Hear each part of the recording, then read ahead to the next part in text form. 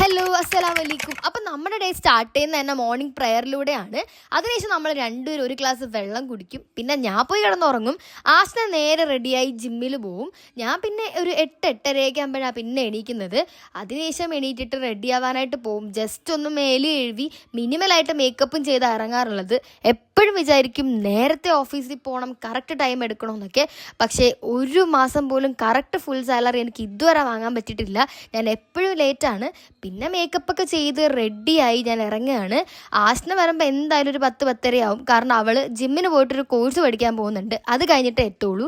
ഞാൻ അപ്പോഴേക്കും ഉരട്ടി ഇറച്ചിക്കറിയൊക്കെ കഴിച്ച് രാവിലത്തെ ബ്രേക്ക്ഫാസ്റ്റൊക്കെ സെറ്റ് ചെയ്തിട്ട് നേരെ ഓഫീസിൽ പോവും.